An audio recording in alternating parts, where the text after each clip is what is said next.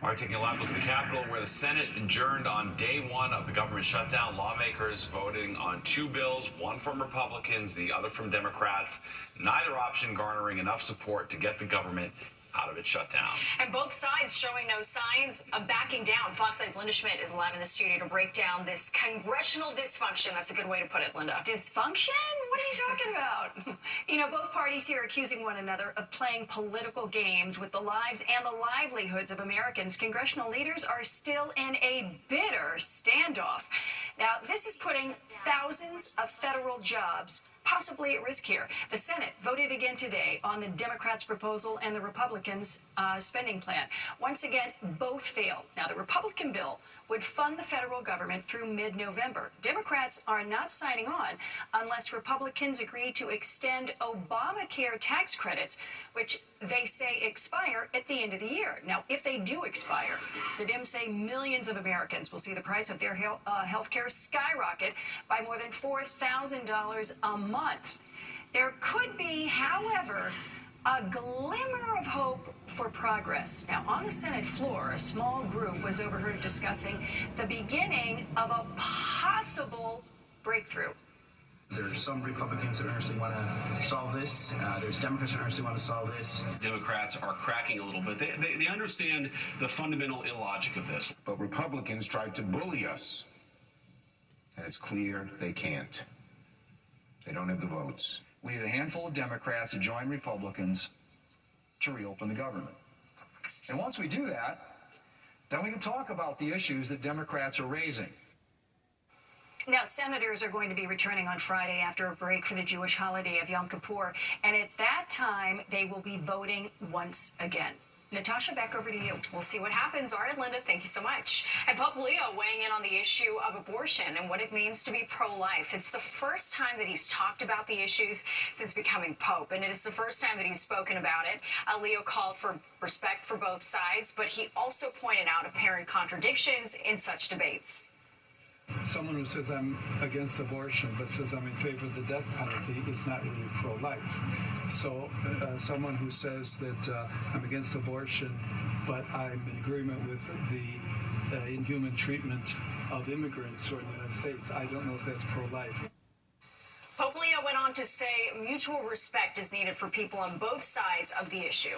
Activists on board a flotilla of 50 vessels sailing toward Gaza said late today the Israeli Navy had intercepted 3 of its boats as they approached the besieged Palestinian territory. Israeli authorities say the activists on board, including Greta Thunberg and Nelson Mandela's grandson, were safe and being transferred to Israel. The Israeli military warning the ships they were approaching an active combat zone. The group said it remained undeterred in its mission to break the Israeli blockade and bring aid to Palestinians. Russia drafting 135,000 men between the ages of 18 and 30 to fight its war against Ukraine. Notices went out today through a text message. The order from Russian President Putin is the highest conscription in nearly 10 years. Failure to respond could mean forfeiting the ability to leave the country, drive a car, or sign a contract before fines and punishment. Experts say the draft might not be beneficial, claiming Russian soldiers have no interest in fighting. Jane Goodall, the world's top expert on chimpanzees, has died. The Jane Goodall Institute confirming she died of natural causes early this morning. She will be remembered for her groundbreaking research with chimps in the wild and their similar behavior to humans. She was also a tireless advocate for the protection and restoration of our natural world. Jane Goodall was 91 years old. An emergency court order siding in favor of Attorney General Letitia James, the New York AG, filed an emergency motion to prevent the federal government from pulling the MTA's anti-terrorism funding. The Department of Homeland Security was seeking to remove $33 million in transit security grants. James called the Trump administration's attempt an unlawful decision, apparently designed to punish New York. Well, turning now to the race for New Jersey governor, and a new poll from Fox News finds Democrat Mikey Sherrill ahead of Republican Jack Ciattarelli by 8 percentage points among likely voters. That's 50 to 42%. Now, 5% say they would vote for someone else, and 3% say they don't know. Election day is November 4th. And tonight we are continuing our series going borough by borough, asking which issues matter most to voters in the race for mayor. So we've hit Queens and Staten Island, and today Sheriff Crowley takes us to Brooklyn. I'm right here in the heart of Brooklyn, in the heart of all the action, too, outside the Barclays Center. We are on a quest this week, going to all 5 boroughs to find out what New Yorkers care about, what issues they're most concerned about when it comes to picking the next mayor of New York City. Brooklyn's considered a melting pot of many different cultures and is also one of the biggest boroughs when it comes to how many people live here. Brooklyn residents, like so many other New Yorkers, say quality of life issues are at the top of the list of the things they want improved. They tell me they're sick of crime, homelessness, the high cost of groceries, and the quality of public school education. Let's get some more funding for Department of Education. Let's get some more kids having trips and art classes and get more into the liberal arts field. The top priority is rent. Rent is too high. And cost of food. We can't afford to eat. And now, especially these days, everything is cut off. So life is too expensive in New York. Better transportation, better, more subway service elevator for the elderly. More train, more police officer. I think it's the best thing. How come? It's for safety for New Yorker.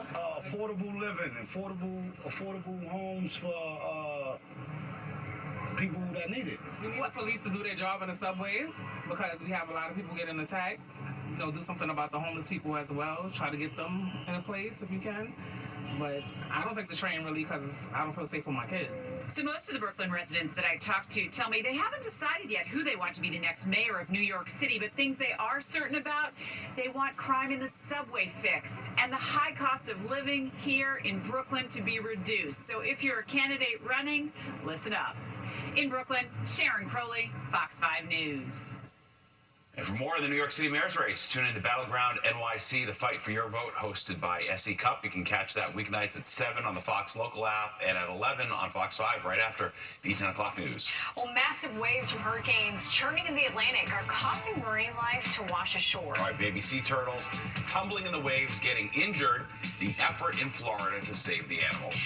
And a tiny island feeling the full force of Hurricane Imelda. Nick Gregory's in the Weather Center tracking the path.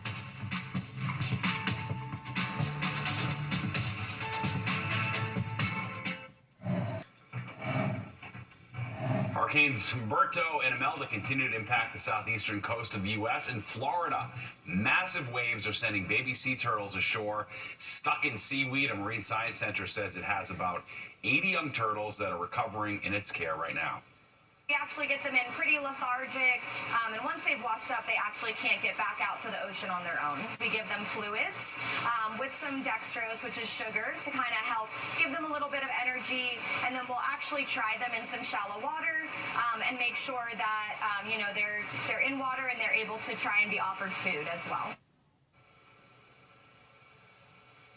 And the center is optimistic that those turtles will get back, thankfully, to full strength and eventually be released back into the ocean. It's so sad. I know, but I'm glad they're able to find someone to take care of them. Yeah, for sure. All right, we are tracking the tropics, though. Nick is at the weather map, and Hurricane Imelda is set to slam Bermuda next. Yes, it's on the way there, and a good thing they found those little turtles, right? So cute little. One time I was on the beach in Florida, and they were actually hatching in some eggs there, and there was like a Marine center that was taking care of these little guys, cute little guys. So we wish them the best. Well, you're right. We have Imelda. It's a Category 2 hurricane, and you see it's moving pretty quickly off to the east. It took that hard right turn, missing the southeast coast of the United States, but it's going to go right over the top of Bermuda as a Category 2 hurricane. That means winds at 100 miles an hour right now. It is 100 miles to the west-southwest of Bermuda, and again, Bermuda, this small little dot out in the Atlantic Ocean, and it's going to get a direct hit. You can see Bermuda's right over here. So off it goes. It'll pass across the island, and then eventually just kind of heads out to sea, so we won't be worrying about it here in our part of the world as it eventually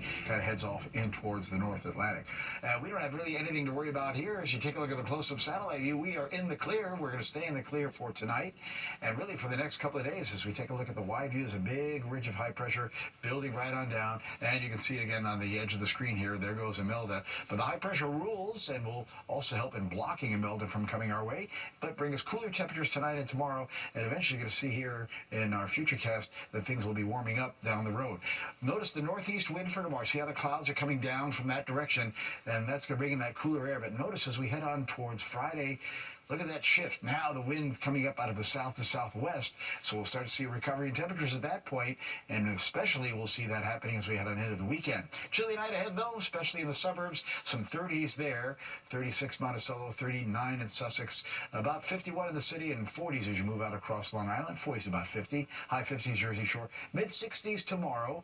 Again, though, that is running about 5 degrees below average for this time of the year. Really, the entire area is pretty much in the middle 60s tomorrow, but the warm-up begins again on Friday. Steve and Natasha? We like that. All right, thanks, Nick. Well, billions of dollars put on pause by the Trump administration. The money going towards transit projects that are already underway. What that could mean for the MTA's plan for the 2nd Avenue subway. And a Fox 5 exclusive, rapper Chef G speaking with our Lisa Evers as he faces a 5-year prison sentence.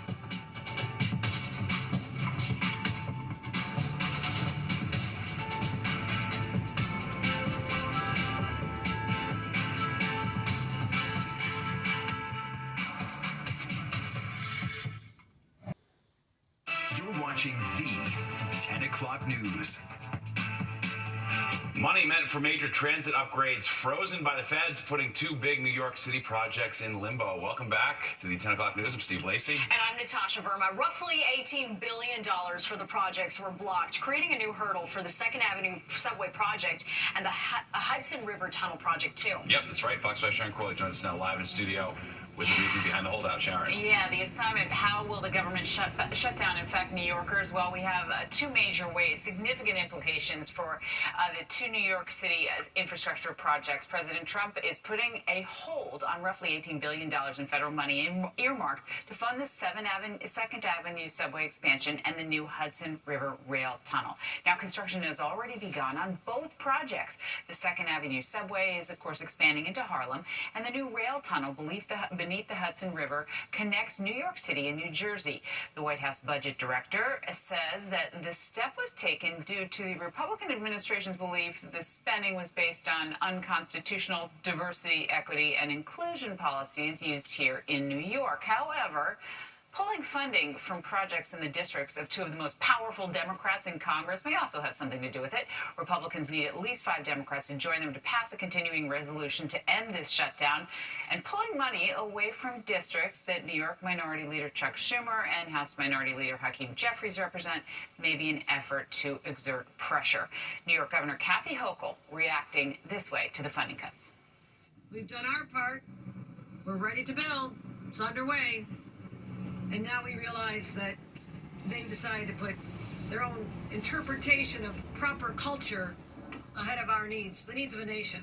So, you can't make this up, folks. Just keeps getting worse and worse. And Senator Schumer posting his feelings on social media tonight, saying in part that obstructing these projects is stupid, he says, and counterproductive because they create tens of thousands of great jobs and are essential for a strong regional and national economy. That from Senator Schumer.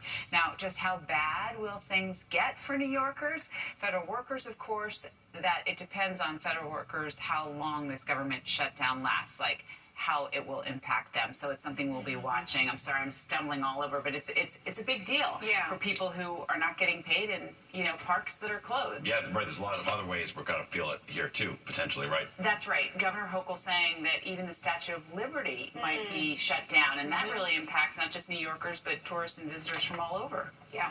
All right. Thank you so much, Sharon. Thank you. We'll see what happens. And for developments on the infrastructure funding, you can scan the QR code to download the free Fox Local app and take the news on the go. Fed Governor Lisa Cook will stay in her position for now. Today, the Supreme Court declined the Trump administration's request to have her removed from the Federal Reserve Board immediately. Instead, they will hear arguments in January. President Trump had tried to fire Cook before last month's Fed meeting setting interest rates, but was blocked by a lower court. No president has ever fired a sitting Fed governor in its history. The price of gold soaring again as uncertainty deepens during the U.S. government's first shutdown in almost 7 years. The going price for New York spot gold now nearing $3,900 per troy ounce. Experts say gold sales can rise sharply when anxious investors seek safe havens for their money.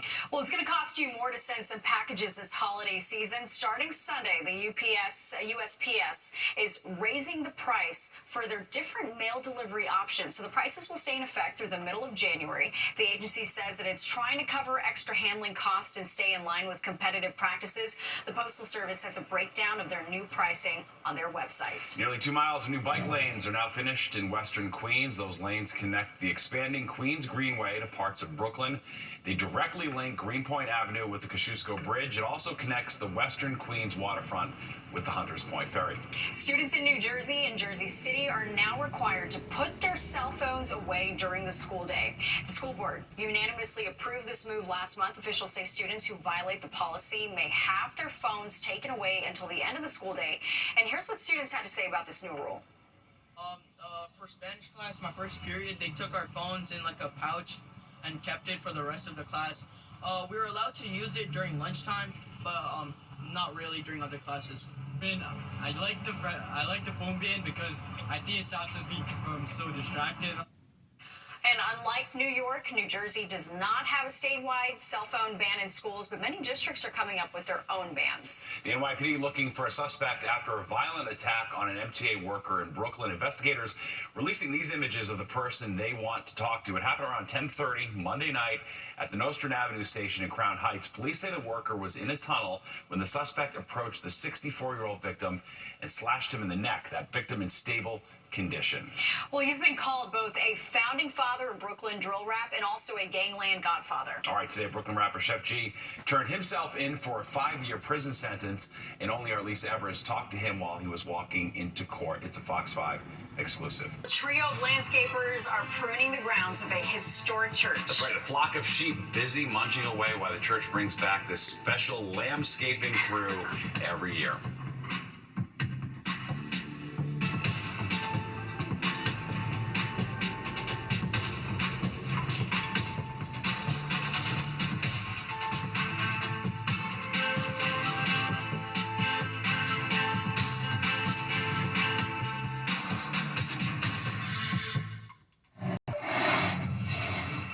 Check out this stunning video from Washington State. It's drone footage giving us an up-close look at an endangered population of orcas. It was taken by scientists with the San Diego Zoo's Wildlife Alliance. At the end of the footage, scientists also captured what appears to be a humpback whale. The orca pod was listed as an endangered population 20 years ago via the Endangered Species Act. Amazing video there, wow.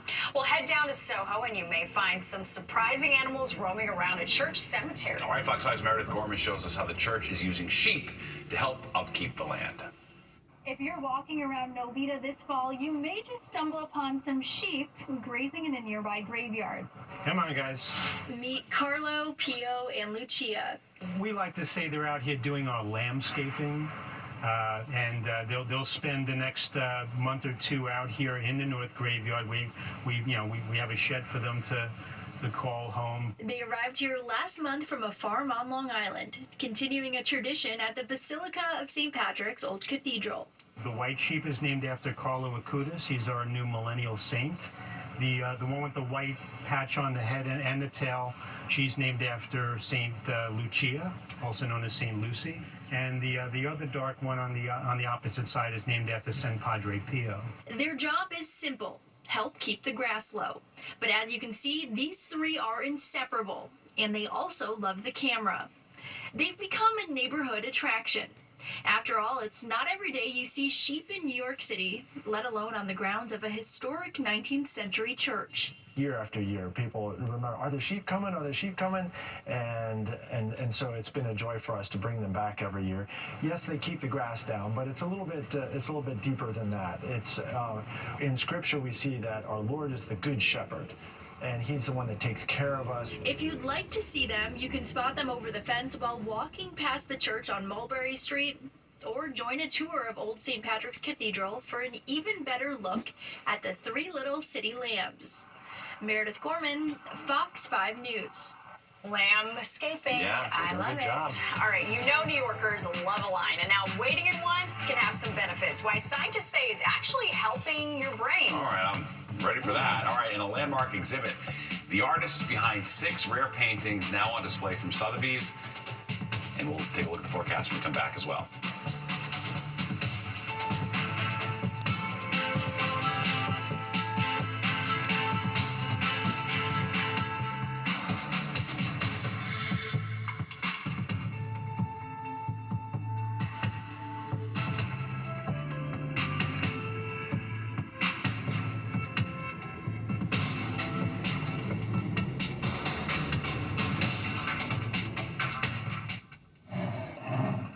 Welcome back. New Yorkers love to stand online for a pop-up exclusive merch or at a table at a hot new restaurant they don't even know they need to go to. I know. I've never gotten it, but it is definitely a thing. And waiting is not a waste of time. Fox 5 Jessica Formoso shows it may actually be good for our health. Waiting in a line is something New Yorkers know a thing or two about. Depends on the day, depends how the day went. Maybe I'll think about it. Other times I think I'm just ready to go home. For the most part, people standing in a line comes with a combination of stress, anxiety, frustration, and boredom.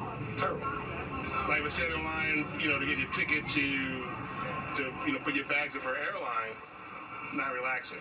An unpleasant experience often seen as a waste of time unless you're someone who enjoys the anticipation. Like certain places, I'm I know I'm gonna wait in a line, I expect it, but the reward is getting a pop-up bagel or something when the line's long, it's worth it. I was in traffic every single day going to school, and I did enjoy listening to music and getting to think and be alone with my thoughts because you're kind of just trapped and there's nothing else that you can do. Their way of thinking could actually be good for your brain, at least researchers think so. There are a lot of wonderful opportunities when you allow yourself to wait. So it's important to reframe waiting as opposed to something that's frustrating. It really can be something that is good for your brain and good for you. According to a study, your time in line can be used as an opportunity for your mental wellness. Researchers believe it's time you have to pause, reflect, and reset. They also say it strengthens self-control, helping you resist short-term temptations. Really take those deep breaths. Try to be mindful about what your intention is for the day and have goals that you set. And also think about 3 things you're grateful for in that time frame.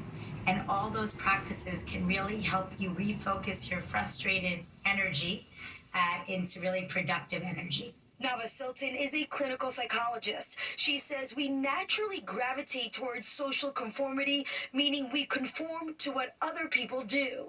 We don't necessarily like waiting in those lines, but we really want to know what's happening. We have that kind of natural FOMO, or fear of missing out. So the next time you're stuck in traffic or in a line you don't want to be on, switch your mindset, pause, and reflect. Who knows, you may feel some gratitude.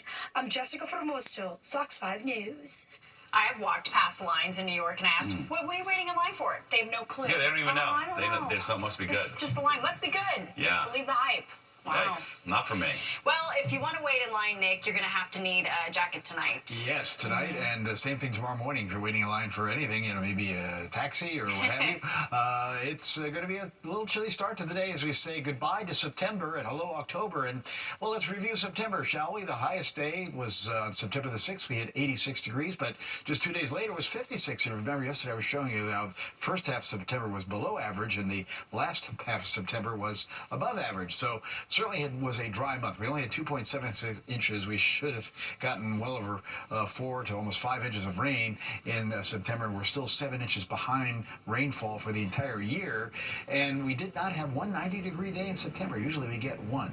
And certainly we didn't have 90s today. We had 60s. 69 was the high, 56 the low. But you can see that really is about average now, right? 88 and 36 in the records, 653 sunrise down at 637. You'll see all of it tomorrow as we have another clear sky coming up. Just like right now, 62, northeast wind at about 8, humidity's dry, the pressure double R, rising rapidly at 30.28. But the temperatures are dropping, and we're down now to the 40s in Sussex, 47 also in East Hampton, upper 50s as you get closer to the city, but still 60 or greater from the city down to the Jersey Shore, and then mid-50s Hudson Valley into Connecticut.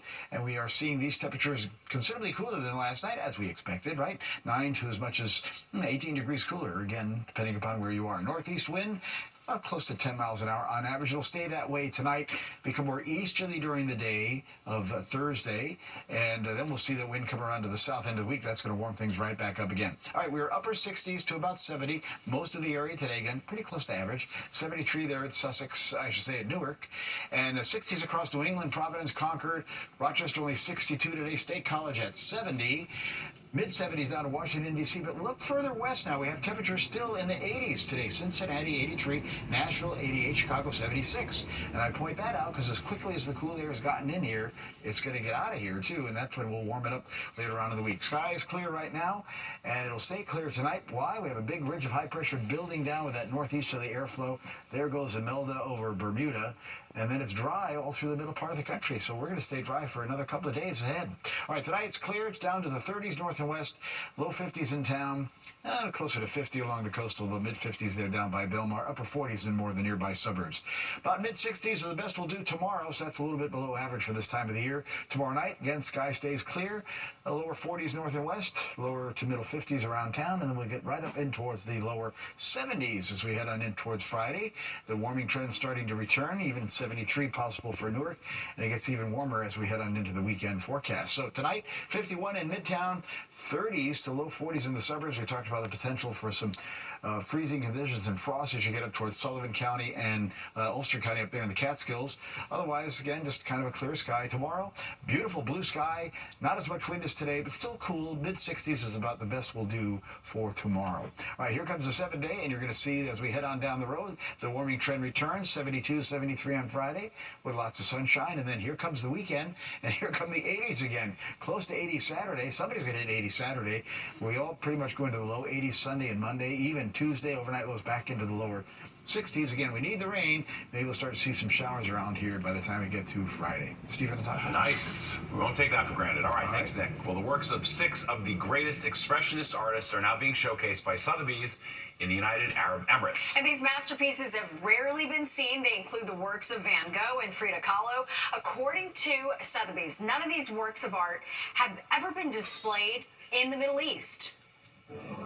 The value of these 6 works collectively is around $150 million, and that's our pre-sale estimate. So we are confident at the end of the day that this group will sell for much more than that. And after this exhibit, the paintings will go on display in London and Paris before being auctioned off in New York in November. Well, she's supporting young cancer patients one room makeover at a time. All right, we're going to introduce you to the girl using her health journey to inspire those going through the same treatment.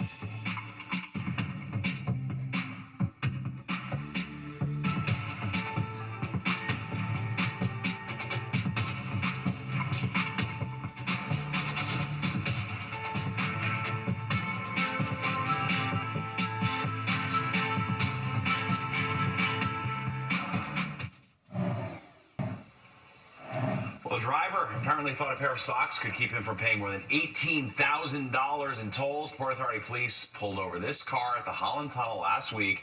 The driver had no Easy Pass transponder and instead had stretched socks over his license plate in an attempt to elude cameras. Well, it turns out they had 272 violations worth thousands. He was arrested on scene, his vehicle was impounded, and he was issued multiple summons to appear in court. And now he doesn't have socks. No socks. That just sucks. Yeah. A young cancer survivor is using her journey to help other pediatric patients. Her goal is to make long stays in the hospital easier by adding color and inspiring decorations to her room. All right, from our sister station, Fox 29, Shawnette Wilson introduces us to Ayanna Banks. I started the Sweet Dream Project in 2021. It began with a capstone project. 17-year-old Ayanna Banks was doing her 10th grade year at Springside Chestnut Hill Academy. So build an app, make a product, do a service. And so I was actually struggling with what I wanted to go through with. So she explored options and did some research. And I saw that it said that there's about 5 million pediatric patients in long-term stays in the hospital per year.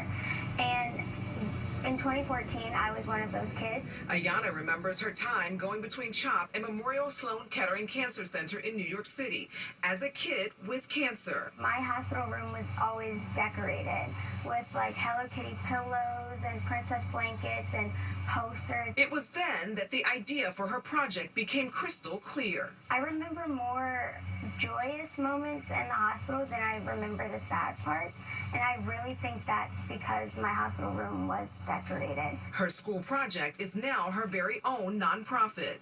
I chose to call it the Sweet Dream Project so that every kid could feel comfortable and more familiar in their hospital room to have sweet dreams at night. Ayanna was surprised to learn that it was her mom, Yolanda, who decorated her various hospital rooms. They didn't just come that way. She was intended to continue to help me without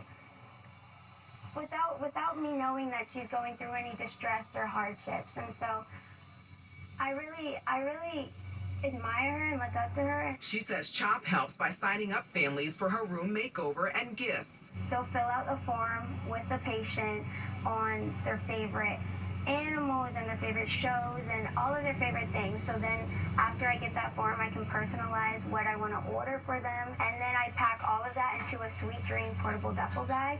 Doctors diagnosed Ayanna at the age of 6 with stage 4 neuroblastoma cancer. She relapsed, went into remission, and is now cancer-free. But I also want to make childhood cancer awareness more aware around this country. Reporting outside CHOP, Shawnette Wilson, Fox News. Anything you can do to make the Yeah, hospital no, for stay sure. better. Good It's work. tough. Indeed. Well, there's more than 10 o'clock news straight ahead. We'll be right back.